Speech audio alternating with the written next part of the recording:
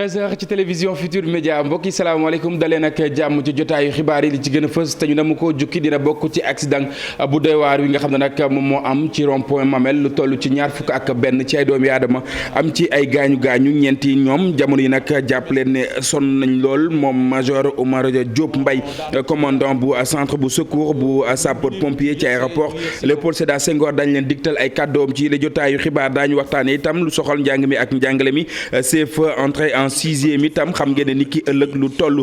ci 3000 candidats daañu sëgg ci li nga xam ne nag moom moo di yooyu les épreuves jàpp leen ne diwaan bu Ndar Géej itam lu toll ci juróomi junni ak ñaar téeméer ak juróom benn fukk ak juróom-ñaar ci ay candidats itam daañu sëgg foofee nag inspection bu éducation ak itam formation jàpp ne nag ci la jamono lépp yemb na ngir xale yi mën a amal boobule examen ci anam bu mucc ayib politique itam daañ ko waxtaanee lépp lu soxal nag manifestation wi nga xam ne na mën a koo amal moom Ousmane Sonko ak ñoñam ñaar fukki fan ak juróom-ñeent ci weeru juin bi nga xam ne nag moom la ñu nekk moo xam ñu dogal ko ak itam ñu ñàkk ko bañ a dogal leneen itam loo xamante ni fësal na ko moom Ousmane Sonko di concert bu casserole wi nga xam ne itam woolu na wooteenu na ko niki ëllëg incha allah dina doon aw taxaw seetlu boo xamante ni rédaction bu télévision Futur Média def na aw gëstu wu yaa ci li nga xam ne nag moom moo di xeex boobee mu di forme de lutte boo xamante ni du ni guléet moo xam ci réew mi ak itam ci biti réew daañ ci ànd ak ki nga xam ne moom moo di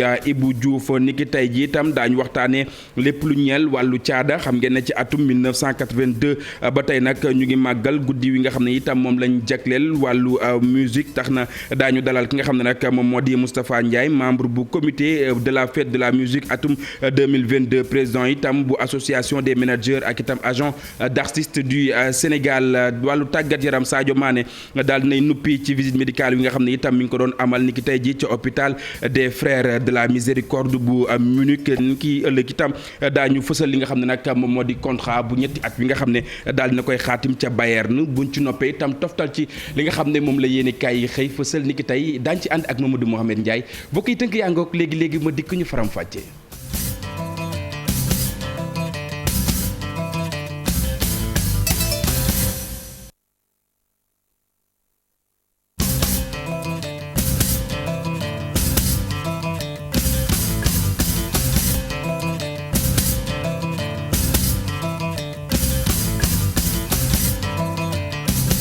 lim bi ñaar fukk la ak benn ci ay doomi aadama yoo xamante ni nag am nañ ay gaañu ci accident bi nga xam ne itam moom moo am ni ki tey ji ci suba fa nga xam ne moom moo di ca rond point bu Mamel fu ñu soriwul lool waaye jàpp leen ne ci ñaar fukk ak benn doomi aadama yooyu nag ñeent ñi sonn nañu lool moom major Oumar Diop Mbaye moom mooy commandant bu centre bu secours des sapeurs pompiers ci aéroport Léopold Sédar Senghor la ñuy teewlu ay kàddoom Marcel Farba Maroun moom moo ko tataan. nag ci 9h28 sapeur pompier dañ leen woo ñu leen dafa am benn dérapage boo xam ni benn véhicule de transport en commun type Mercedes bu yeboon ay xale moo daanu ci virage bi donc ñun bi ñu yegsee ñu ngi yegsi à 9h40 situation bi ñu fekk sur les lieux moo nekk ne effectivement le véhicule s'est renversé avec 21 blessés yi nag am na 4 graves donc sur les 4 graves ak les 17 blessés évacué nañ leen ci centre de santé yi Ngor on a eu 6 ambulances donc 4 médicalisées et sur les 4 médicalisées vous avez vu le renfort de SAMU municipal. Ils sont venus nous renforcer. Donc l'intervention a été très rapide et les blessés ont été évacués dans les structures sanitaires. njàng mi ak njàngale mi ay junni ndongo itam daañu sëgg ci li nga xam ne nag moom moo di épreuve yi mu ñeel CFEE entrée en sixième ca diwaan bu Ndar Géej foofee itam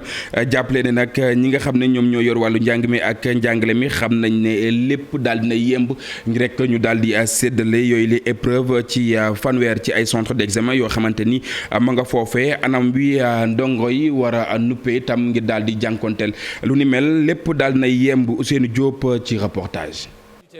examen bi jëm ci wàllu CFEE bi daanaka ci diwaan Ndar Géej lépp yemb na Amadou Al Ousseynou Sarr di inspecteur bu Saint-Louis commune moo ko xamle ginnaaw ndaje boo xamante ni amaloon na ko ak ñenn ci ay chef de centre.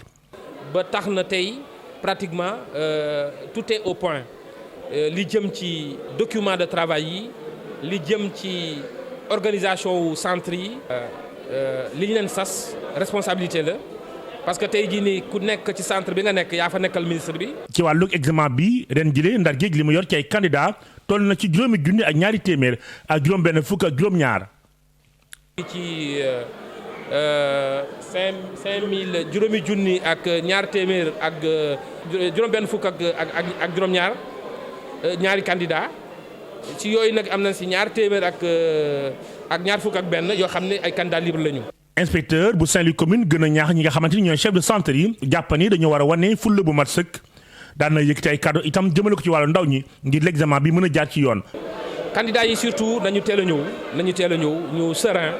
mais parents yi surtout aussi balaa xale di ñëw ñu may leen ñu ndekki suba yi li jëm ci añ tamit mu mën a teel a pare parce que déjà 15 heures dañuy commencer épreuve yi war a commencer ngoon. Ndar Géej li ñu nemmeeku toll na ci fanweeri ci ay centre yoo xamante ni am na fii candidat yi toll ci juróomi junni ak ñaari téeméer ak juróom-benn fukk ak juróom-ñaar lii dina may ñii di tout tànk yi ñoom seen diplôme bu njëkk ginnaaw bu nu jàngee lu toll ci juróom-benn at. yàlla na leen ko yàlla may bonne chance candidat yi nga xam ne nag ñoom ñooy def CFEE waaye xam nga ne yooyu les candidats nag bu ñuy faral di amal jongante yi bokk na ci lu ñu leen di aaye ngir rek ñu daal di koy indi ci centre yi mu lu ci mel ni téléphone portable loolee itam la ñi nga xam ne ñoom ñoo di collégiennes ya nekk ca diwaan bu Fatick daal di ñaax bu baax a baax seen i ay ñoñ ci wàll wi sociologue bile di Aïssatou Teñ Diouf moom itam di sàkku rek ci ñi nga xam ne itam ñoom ñoo di wayjur yi ñu def itam seen ab kéem kattan moom Aminata Goudiaby Abdou Karim Bey la siqaloon baat ak tontu.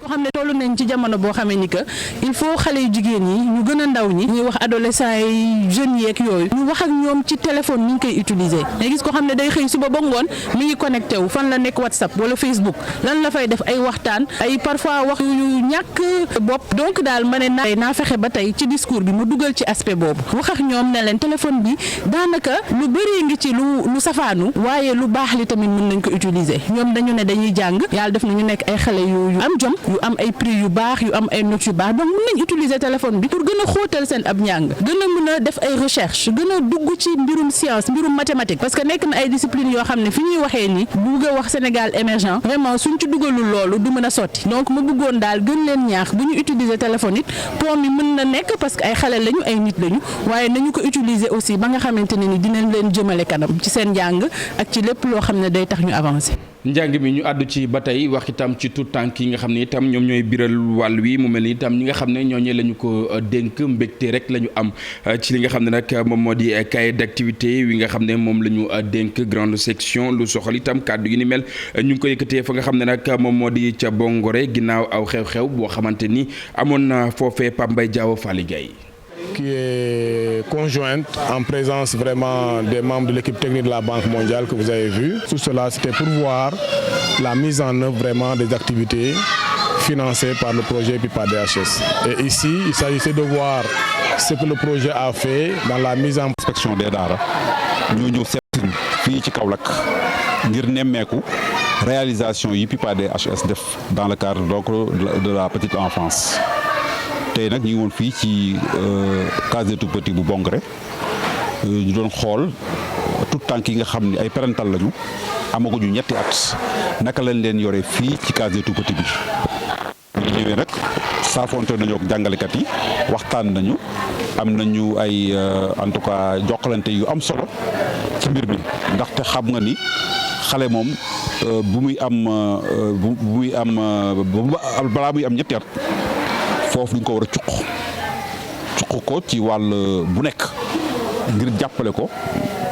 nguur gi mun a taxaw nekk place am looloo tax nag tey jii ñu am ay espace d'éveil et de stimulation précoce yi nga xamante ni di ko mettre en place ci case des tout-petits yi tey jii nag loolu lañu doon nemmeeku. ñëw nañu aussi nemmeeku xool xale yi ay jumtukaay yoo xam ne jox nañ leen ko projet bi jox na leen ko maanaam ay d'activité naka lañ koy jëfandikoo pour que mu am jeexital ci njàngale mi en tout cas waxtaan ak ñun ci mbir mi saafonte ak ñun ci mbir bi pour que en tout cas ñu mën a xam naka la fan la ñu mën a teg suñuy tànk ëllëg pour que mbir bi mën a gën a yem. téeméer boo jël fukk yi ak ñaar jàpp yi fukk yi ak juróom nag ci ay ndaw ba tey dañuy am jafe-jafe ci wàllu màgg li ko waral itam bokk na ci li nga xam ne nag moom moo di malnutrition ak yeneen yu ñuy xeetoo tax na itam moom Djibril Gueye xam ngeen ne moom moo yor programme bu ONG Action ak itam développement topp itam xale yi nga xam ne dañoo am ay jafe-jafe ci jamono itam ñu xam ne rek ne daañu def seen kéem kattan ba képp koo xamante ni yaa ngi jànkonteel lu ni mel saafara daal di jip Abdoulaye Anne moo taataan ay kàddoom. projet bi li mu wund mooy xeex xiibon ci xale yi donc xale yi nga xam ne dañuy judd ba am juróomi at wax dëgg yàlla seetlu nañ ni dañu xiibon dafa teew ba léegi ci réew mi booy xool li ñuy wax ci maanaam ci xayma yi dañ ni peut-être boo jëlee téeméeri xale yu nekk fukk ak juróomi wala fukk ak ñaar yi ay xiibon lañu te xam nañu xiibon li muy waaye gàllankoor ci dundu xale ci wérgu yaramam dem na sax ba ni xiibon dafa am incidence aussi ci xelum xale mi pour mu mën a jàng donc loolu moo tax projet bi jóg mais continuité rek maanaam dañuy dolli parce que projet dañ ci yàgg a liggéey depuis 2004 ONG bi ñu nekk mooy ONG Action et Développement mi ngi léegi ci wàllu nutrition donc projet bi nag ñu ngi ko tëral ak benn fondation espagnole bu ñuy wax NUCI mooñ ci accompagner donc ñu koy def fii ci région de Dakar district Yeumbeul ak Guédiawaye et Saint-Louis district de Saint-Louis mais ñi nga xam ne vraiment ñoo ne ci terrain bi di ñu ci jàppale mooy association bàjjenu gox yi dañ leen ci dugal pour ñu gën ñu jàppale ci xeex bi donc ñoom ñooy topp xale yi ñooy seet xale yi ci biir quartier di leen génne di leen natt pour mën a xayma seen xiibon ñooy seet aussi yaay yi di leen fekki di waxtaan ak ñoom di leen yee ci wàllu yorinu xale ci wàllu lekk ci wàllu vaccination ci lépp loo xam dafa jëm ci wérgu yaramu xale ñoom aussi dañuy supplémenter maanaam am na ay ferñeent lu mel ni vitamine A wala aussi département bi nga xamante ni mooy tax xale ñuy leen di xeex saan yi nekk ci ñoom ak yooyu ñoom ñoo koy def ci terrain bi. ñam yu ñuy jëfandikoo te baaxul muy dugg ci biiru askan wi jàpp leen lu toll ci juróom benn téeméer ak ñaar fukk ak juróom ci yu ni mel ci ay tonnes yoo xamante ni nag daal nañ koy foqatee ci ñenn ci ñoo xamante ni nag ñu ngi doon jaay lu ni mel bañ ca noppee itam daal nañ koy taal fa nga xam ne nag moom moo di ca toglu ñu def lu ni mel di service bu ministère bu dénk wàllu njënd ak njaay mi bu ñu sukkandikoo ci directeur du commerce intérieur moom nag li mu xamle mu di nag ci yile jamono war nañoo am barab boo xamante ni dañ fay daal di wéer wala boog teg yenn ci ay ñam yoo xamante ni baaxatul benn yoon askan wi war koo mën a jëfandikoo ñu teewlu ay kàddoom. waaw maanaam fi nga xam ne ni fii moom la ñuy jël pour détruire produits impropres yi ak produits yi nga xam ne ni moom moo yàqu périmé dafa doon site boo xam ne ni ñun dañu koy laaj ñun administration du commerce pour que ñu mën ñu ko jox nga xam ne ni destruction yi ñi fiy def at yi ñëw yëpp fii lañ koy mën a defee parce que gannaaw fii amatul beneen boo xam ne disponible na ci région de Dakar. ñu jàpp ni sunu ministre du commerce madame Aminata Assome Diatta dina waxtaan ak naataangoom monsieur le ministre de l'environnement pour que site bii ñu mën ñu ko jox ñu sécuriser ko. derrière aussi ñun en tant que administration bi nga xam ne ñun ñoo yor destruction bi dañuy ñaan état mu dimbali ñu jàppale ñu site bi ñu attribué wuñu ko bu ñu ko attribué ñun ñu aménagé ko defar ko ba mu baax nga xam ne ni ëllëg saa yu ñu soxlaa def destruction yu toll nii wala lu ko ëpp. parce que ci la ñu jëm ñu mën a am site boo xam ne ni day ñëw rek def ko te fii Ndakaaru fii rek moo ci des plaidoyer boobu daal lañu bëggoon ñu jàppale ñu jox ñu site bi ñu mën ko sécuriser ba pare prochaine destruction lépp loo xam ne ni muy produit impropre le produit non conforme muy produit périmé ñu mën a ñëw andi ko fi détruire ko. beneen ab bëgg-bëgg woo xamante ni dañu may aw prox ndoll ñu wax itam ci lépp lu soxal wàllu agroécologie itam doon na loo xamante ni soxal na ñenn ci askan wi tax na itam ñu amal aw caravane ngir rek daal di gën a ñaax ñi nga xam ne ñoom ñoo di askan wu Sénégal ci loolee dañuy teewlu docteur Lor Tall ci micro ki nga xam ne moom moo di Amadou Ba. dañu am ndaje ñu jagleel ko ci agroécologie dañu gis ne Sénégal bi yëpp du ñi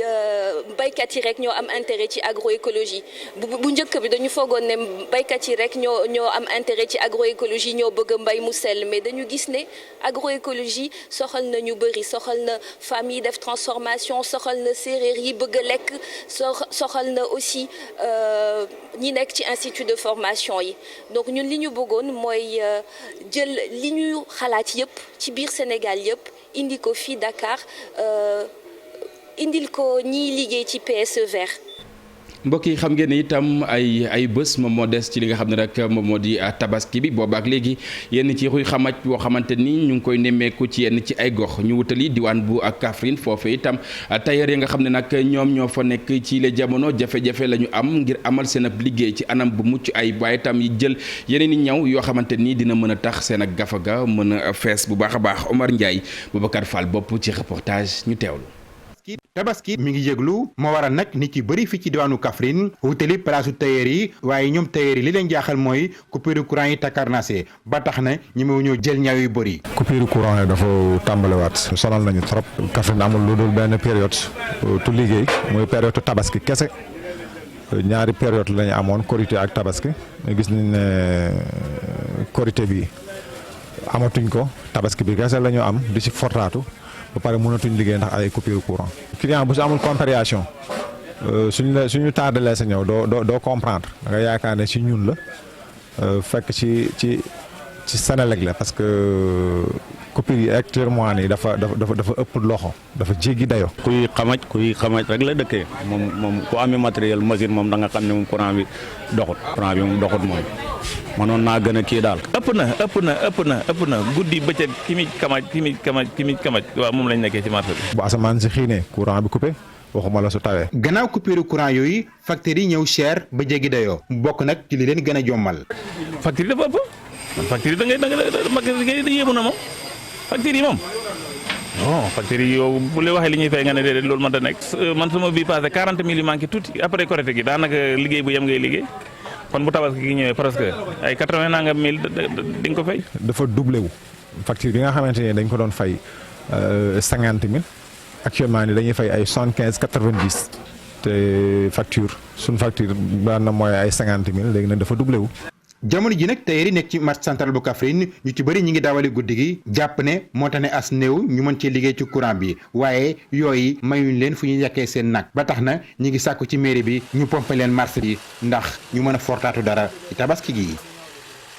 aywa ñu àddu ci leneen mu ñeel langue politique bi fii ci réew bu Sénégal kàddu yi nga xam ne moom Ousmane Sonko daal na koy biral ni ki démb ci janoom ak ñi nga xam ne nag ñoom ñoo di way taskatu xibaar yi moom ak ñoñam la ñu xamle mu di ñaar fukki fan ak juróom-ñeent ci weer wi nga xam ne nag moom la ñu nekk ñu dogal ko am ñu ñàkk ko bañ a dogal daañu amal aw doxu ñaxtu naka noonu itam lépp lu soxal concert bu casserole bi itam nga xam ne ni kii ëllëg incha allah la ko sàkku ci ñi nga xam ne ñoom ñoo di njabootam lan moo waral lu ni mel tax na rédaction bu télévision bu Futur Média daal dafa gëstu ñu seetaan Ibou Diouf la mu àddu.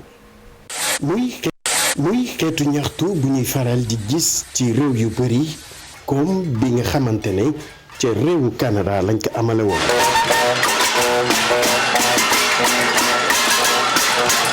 loolu di firndeel rek beneen solo wala njëriñ bi nga xamante ne lii di kubéeru cin mën na ko am ak yeneen jumtuwaay yu ñu daan faral di gis. ci wàññi loole nag ni nga xamante ne nañuy doxale la leader Pastef patriote yi laaj ñenn ci ay militam maanaam ñu fësal seen ñàkk ànd ci ni nga xamante ne noonu la nguur gi di doxalee loole di xeetu doxalin bu ñu gis fii ci Ndakaaru waaye ci fàttali rek du loo xamante ne dañu naan guleet jamonoy Abdou Diouf jotoon nañ amal li ñu duppee concert de casserole ci njiital opposant ba woon maître Abdoulaye Wade moom nag waroon na ay militam ngir ñu ñaawlu li nga xamante ne noonu la kilifa yi doon doxale rawatina li nga xamante ne moo bàyyi ko woon ci politique ajustement structurel yi fi amoon ñu ne nag am na ci beneen bés boo xamante ne dafay yemook ñaar fukki fan ak ñaar ci weeru août atum 1985 gannaaw ab manifestation bu ñu bëggoon amal ngir ñaawlu ni nguur gi doon doxale jamono yooyee ñu nag manifesta ba moom jotuñ ko woon autorisé bi taxoon ñu tegoon ci loxo ñi nga xamante ne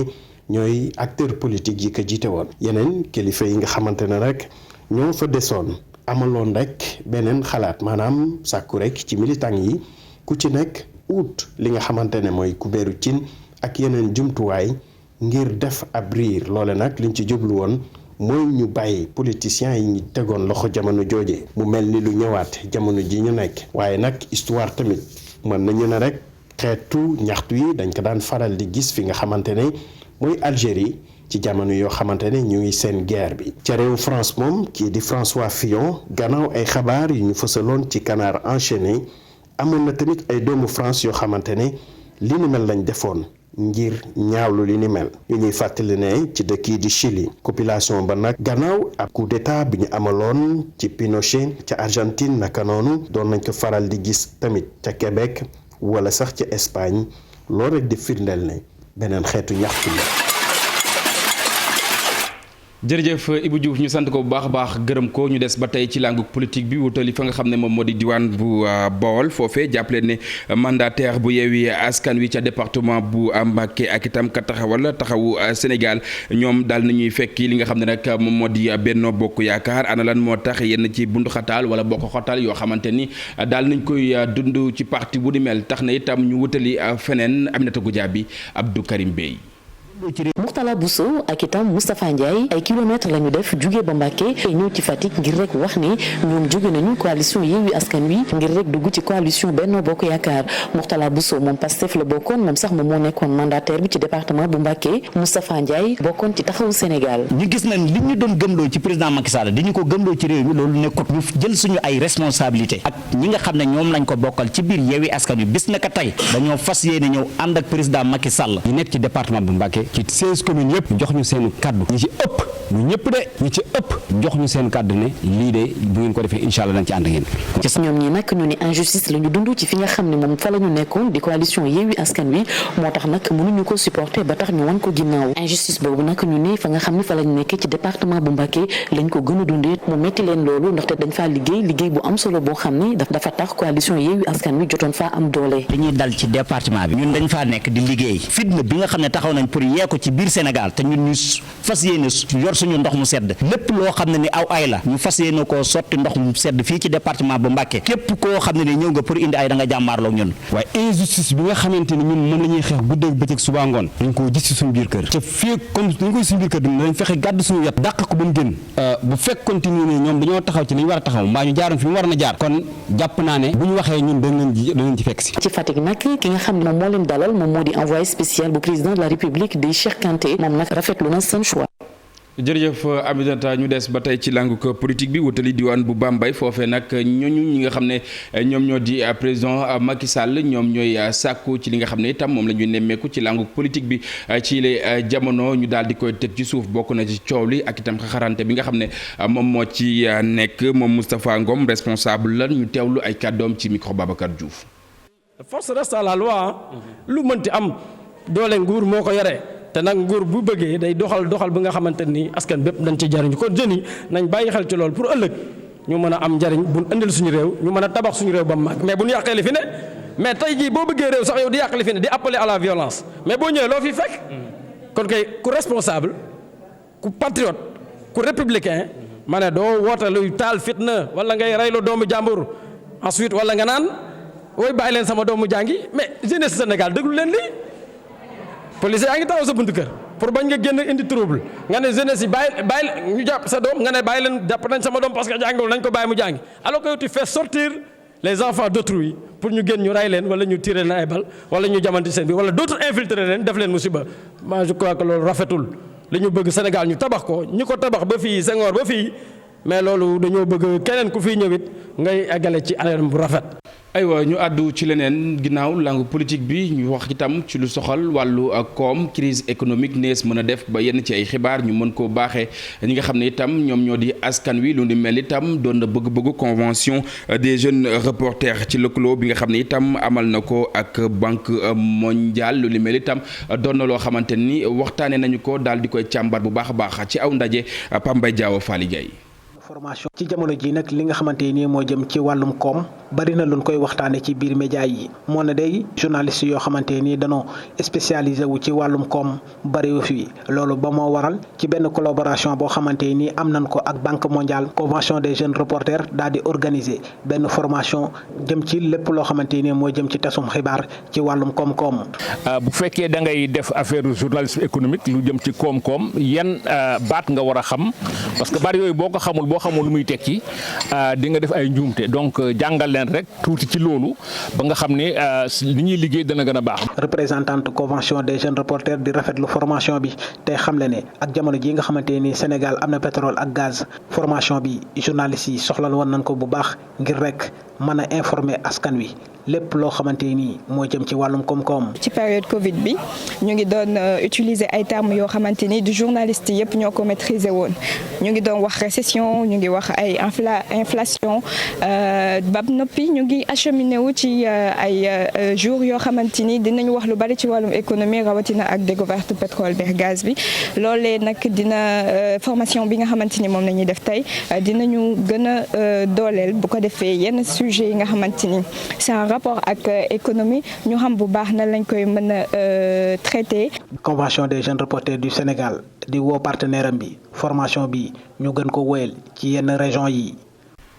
aywa mbokk yi ñu waxtaanee wàllu caada sànq bi ñu door yi la jotaayu xibaar maa ngi leen ko doon junj xam ngeen ne ci atum 1982 ba suñu jot yàllaay tey ñu ngi màggal bés yi nga xam ne itam moom lañ jagleel wàllu musique muy yemook ñaar fukki fan ak benn ci weeru juin tax na itam dalal nañ ci plateau bi ki nga xam ne moom moo di Moustapha Ndiaye membre bu comité de la fête de la musique atum 2022 président itam bu association des managers ak itam agent d'artistes du Sénégal ñu ngi lay nuyu bu baax a baax monsieur Ndiaye. mais ñu ngi lay delloo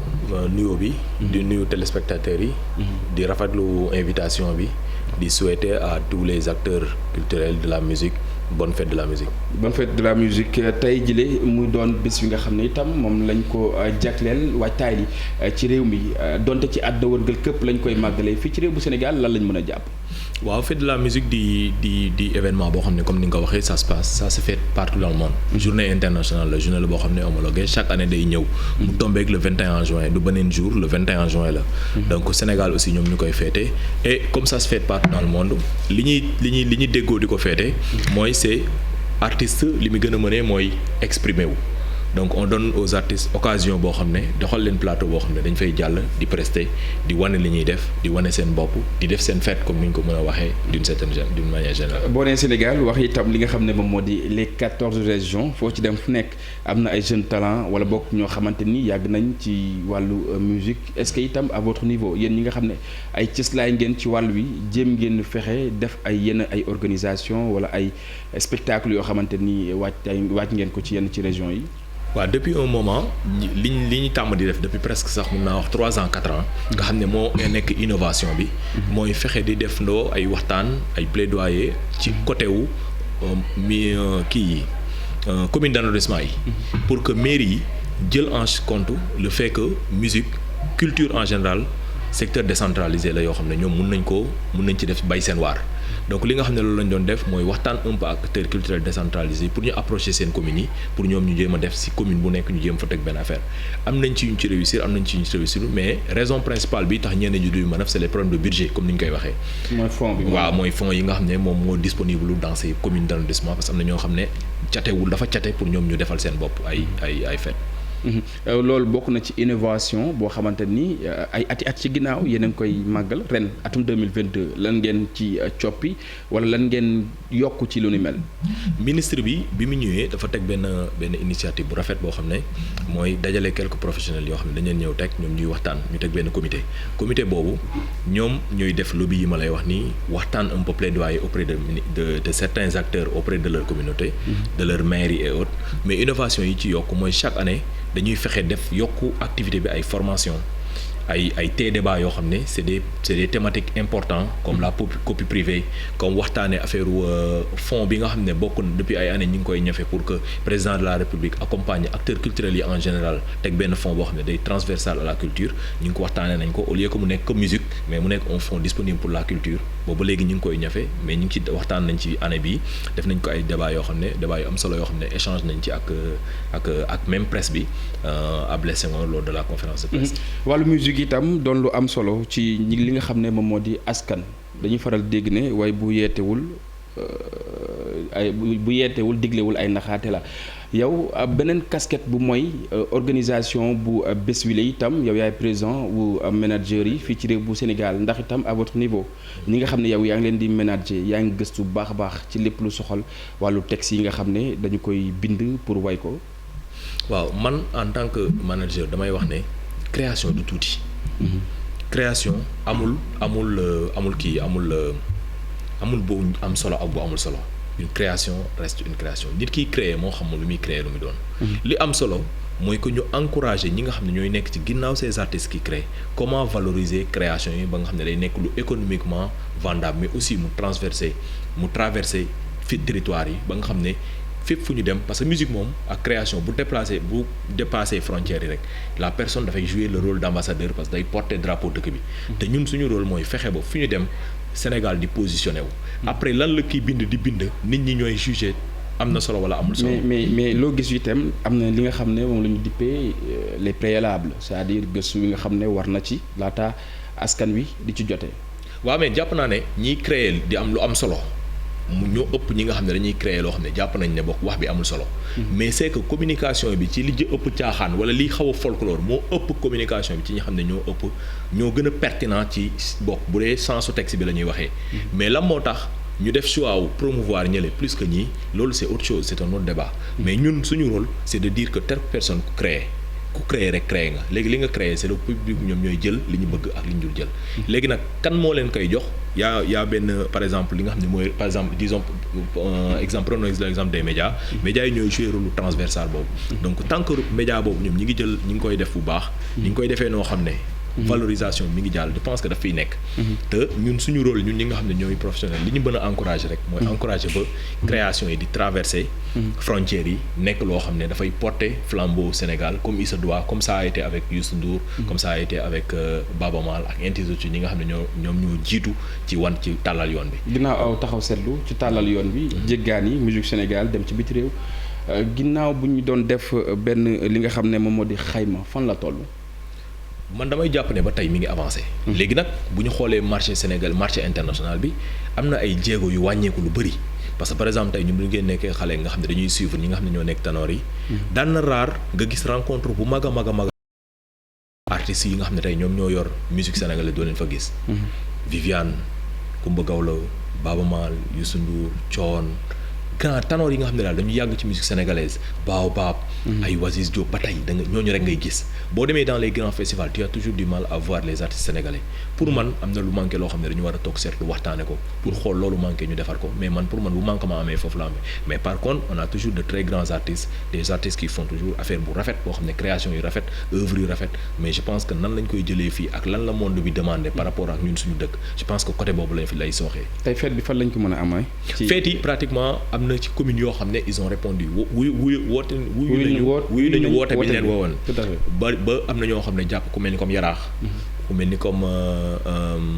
HLM entre autres am na ñoo xam ne jël nañ ñoom bëgg def ci seen ay gox mais yi nga xam ne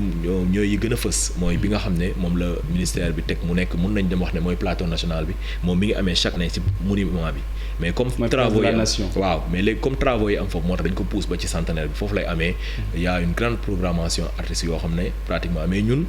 demuñu rek ci kan mooy star ka mu nekkul star dañoo jël style yëpp fexe ba képp ku nekk li ngay dund mu am foofu moo tax ñun suñu programmation mu gën a metti parce que da nga naan style bi am il faut am kenn ko jouer représenté ci style bi ngay def moom waaw représenté style bi ñun moo tax programmation boobu compliqué def nañ dina fa am université dina am entre autres bëri na ñi nga xam ne teg nañ ay plateau d'accord merci beaucoup merci à vous et merci pour l'invitation et je profite aussi pour remercier tout le comité remercier aussi Ousmane Faye mi nga xam ne moom mooy président comité bi et que ñu ñëpp ñu nga xam ne li ñu fiy wax yëpp pour ñoom la jërëjëf merci jërëjëf ñu di ko jaajëfal bu baax a baax mu doonoon Moustapha Ndiaye moom mooy membre la ci comité bu fête de la musique atum 2022 nekk itam président de l'association des managers ak itam agent d'artistes du Sénégal moom lañ doon dalal ngir rek daal di waxtaane lépp lu ñeel wàllu caada ku ne wàllu caada itam ñi nga xam ne ñoom ñoo di soxna yi am nañ ci taxawaay bu yaa bile yoon yeneen i soxna la ñuy waxtaane soxna yoo xamante ni dañuy fësal bu baax a baax lépp lu ñeel li nga xam ne itam dañu koy amal fii ci réew bu Sénégal tax na itam ñu daal di amal foire jàbba tabaski woo xamante ni dina mën a tax ñenn ci ay soxna itam mën a amal waajtaay li bu baax a baax xam ngeen ne ay ba sënkam moom moo ci des Aminata Thiam moom mooy promotrice bi dañuy teewlu ay kàddoom ci micro Ibou Diouf Pape Sangoné Mbaye. On a réuni waa don de sang bi nag li waral tey ñu def ko c'est pour aider waa CNTS ñu mën a amaat assez de poche de sang ndax ñëpp xam nañ ne que temps yi banque de sang dafa xaw a nekk en faillite donc il y a pas mal de personnes qui organisent des dons de sang vu que ne nag actuellement nii fii dafa am foire bu ñu organiser on a réuni une centaine de personnes et près de 1500 à 3000 visiteurs on s'est demandé pourquoi ne pas organiser benn journée don de sang pour mën a am tamit ay collecte mën ko jox waa CNTS. Pourquoi ne pas profiter de Jaba Tabaski vu que dina am benn rendez-vous la commercial te dina am nu mu tudd affluence bu baax a baax mën ci profiter jàppale waa CNTS. li may wax rek mooy donner son sang c'est un acte civique normalement sax dañu waroon voter loi boo xamante ne nit ñi bu ñu amee benn âge bi rek chaque année wala chaque am nañu ko organiser daal ni ku ci nekk rek dem maye deret parce que loolu xam ne tout le temps da nga koy soxla. lépp daal dañ koy dëxëñ ci boobule foire mbokk ñu àddu ci leneen mu soxal wàllu tàggat yaram jàppale na nag Sadio Mané nuppi na ci visite médicale bi nga xam ne nag ma ngi ko doon amal ci hôpital des frères de la miséricorde bu Munich niki tey jëlee ci suba gis ngeen yenn ci ay nataal yoo xamante ni ñu ngi daw ci li nga xam ne moom moo di réseaux sociaux yi niki ëllëg itam daañu fësal li nga xam ne moom moo di contrat wu ñetti at wi nga xam ne daal dina koy xaatim ak Bayern du ñàkk itam suñu yeneen jotaayu xibaar daañu dikk ak yéen ci boobu xibaar nga xam ne Mané Niancho daal na koy amal ci yile jamono ñu àddu ci leneen mbokk yi muy li nga xam ne moom la yéen kaay xëy fësal ni ki tey Mamadou Mouhamed Ndiaye lañ ciy àndal. ngeen jëf pënd bi wuréegul ci manifestation yi fi woon keroog àjjuma ubbil l'observateur ñi nga xam ne yoon dalee na tegoon loxo bés fukki fan ak juróom-ñaar ci weeru juin yéenekaay bi nee nañu am na ci ñoom fukki yoo xam ne bu ñu amul ak ñaan mbaa ñu am sens dëgg ci kaso bi la ñuy dee prison à vie di kaso ngiru dund mi ngi leen di yot fukk la ñu yu taxawaloon seenu groupe tuddee groupe force spéciale mu di Ousmane Seck chargé massification bu parti Pastef di Abdoul Aziz Niane Bouna Ba Pape Mamadou Seck François Mancabou ñu gën koo xam ci Vieux Gradé Mor Gueye Babacar Ndaw Abdoulaye Ndiaye Assane Dramé ak Ibrahima Diédhiou waa police yi leen jàpp ñoo xam le ne li ñu bëggoon mooy ca bésub manifestation ba ñu dem songi centrale électrique ba ca Cap des Biches yàqit bépp entreprise bu nekk ci réew mi te réewum France am ca wàll am na it ay kilifa yu nekk ci état bi yoo xam ne dañoo tànnoon seeni kër ngir dem fa caxat-caxatee ko ñoom ñooñee L'Obs nee nañu bu ñu moytuwul loi bi ñu fi wote woon ci assemblée nationale ci weeru juin 2021 muy tere wàllu terrorisme ñoo nar a njëkk a ñam li loi bi saf lise ko nañu yàlla ci jàpp waaye am na ñoo xam ne seeni pexe bu sotti woon dinañu gis musiba mbaa bakumba ci dëkk bi waa sûreté urbaine teg nañu loxo fukki nit ak lu teg yoo xam ne li ñu bëggoon moo di salfaañi dëkk bi taal ko tuur fi deret ay cocktail molotov ay masque à gaz ay lunettes de protection oculaire ak fumigène lu nekk la ñu fekk ci ñoom ñi leen doon joxub xaalis ngir ñu waajal seen jëf joojee ak ñenn ci ñu organisé woon manifestation yi yéenekaay bi nee nañu teg nañu leen loxo l'observateur jëlaat kàddu gi di ñu wax ne Déthié Fall Ahmed Aïdara Mame Diarra Fam ak yeneen fukki nit yu ñu ne ci sécurité bu Ousmane Sonko la ñu bokk jàpp nañu leen ba mandat dépôt leen jël leen yóbbu ca kaso ba bés bi le jour bind ne mandat dépôt yaa ngi takarnaase ci kaw manifestant yi ñu fi jàppoon concert de mandat dépôt noonee la ko yéenekaay bi tudde source waa xamal ñu ne Déthié Fall Mame Diarra Fam ak Ahmed Aïdara démb la ñu jot seen ticket yi leen yóbbu ca kaso ba sébi xotaan bokk ci manifestation bu ñu autorisé wul ak turbale ordre public bi yi mooy tuuma yi ñu gàll ci seenu ndodd Les Échos nañu Déthié Fall ak Mame Diarra Fam ak Guy Marius Sagna tey ji ci lañ leen di atte Ahmed Aïdara àjjuma la ñu koy atte ca tribunal flagrant délit réew mi quotidien nañu ci xëtamu njëkk Ahmed Aïdara ak Déthié Fall ak Mame Diarra Fam ñoo nga ca kaso ba Idrissa Goudiaby di xale bu góor bi ñu dañu ko faat ca manifestation yi woon ko rek ci Ziguinchor Soleil national nee nañu autopsie bi nga xam ne kër docteur def nañu ko ci ab néewam la autopsie ba wax moo di waa ji arme blanche la ñu ko reye maanaam jaasi walaw sémmiñ ku sa gémmiñ di nàcc wala fi nee nañu doo wax jàmm le témoigné nañu moo taxit waaye Yewwi Askan Wi jug nañu takku ba dëgër ngir seen yenn leader yi ñu téye ci kaso bi ñu génne leen Sud Quotidien nañu waaye Yewwi Askan Wi li ñu fas yéene moo di delloo buum ca boy boy ba Ousmane Sonko ki gaayam nee nañu àjjuma ñaar fukki fan ak juróom-ñeent ci weeru juin danañu manifesté waat source waa nañu Ousmane Sonko nee na bu bés ba Macky Sall dana ko jàpp tëj ko ci kaso bi mbaa mu rey ko waaye kenn munta wax ba du génn këram Le Quotidien ne ko yamu ca nee na li mu bëgg moo di ñu tànn ay bés yoo xam ne bu ñu ca yeggee képp ku àndul ci ni Macky Sall di doxaleek ni mu yore réew mi da ngay génn yore sa bool mbaa sa kubéeri cin mbaa say xotti poti weñ di ko tëgg 8h ci guddi ba 8h10 concert de casserole ñu def roube national journal L'Info nañu waa coalition Yewwi Askan Wi ñoo ngi organiser seenu riposte concert de casserole ak ay corne oto la ñu koy dooree suba ci àllarba ji 20h ba 20h10 ñëpp génn ñu def roube national ajjuma ñaar fukki fan ak juróom-ñeent ci weeru juin ñu amalaat ab rassemblement bu mag boole koog nag saisir juridiction internationale yi le mandat jépp ne waa Yewwi siiwal nañu seen plan d'action bi ñu nas ngir njattante ak Macky Sall ak nguuram Macky Sall ak nguuram Direct News nee nañu kii di Aminata Tall taal na leen ba ñu tàkk jëppét ci am ndaje mu doon amal ak ay militants moom Aminata Tall fa la xam leen ne li xew Sénégal mënees na koo tudde lu nekk ba mu des ay élection mu ne bëgg-bëggam moo di dund ci am réew moo xam ne kenn du fa salfaañi démocratie ba ci la tribune mu ne ñu fa li xew ci réew mi ci géopolitique bi ak xët-xët yu bari yi fi am kenn waralu ko ku dul Macky Sall la Sénégal nañu waaye moom Aminata Tall lu mu taal Macky Sall ko nguuram rek Dame Diop ministre formation professionnelle xam na ko lu ñu toll lu mu wax Macky Sall ko régime am yéenekaay bi nee nañu Dame Diop tontu na ko ca ba wis ko moom Dame Diop ministre formation professionnelle mi ngi ci xët mu njëkk l'Observateur waaye ci beneen anam ubbil yéenekaay bi jéego yu am solo yi état bi Sénégal def ci wàllu formation des jeunes yi ca lay wax ji L'Obs nee nañu démb la woon ba ñuy inauguré centre de formation ba ñu tabax ca Goudiri foofee fa la joxe xibaar bi nee na ci fukkeet état bi defar na ñeent fukki centre de formation ak juróom-ñaar ci réew mi équipé ko ak lu toll ci téeméeri milliards ci Libération mbirati mu yéemeeti ñaari xale la ñu yéenekaay bi xamal ne dañu leen a enlevé kenn ki ñeenti at la am ci Rufisque fa la ñu ko enlevé ki ci des at ak genn wàll la am moom ci seen biir kër ga ca Pikine fa la ñu ko fekk enlevé ko.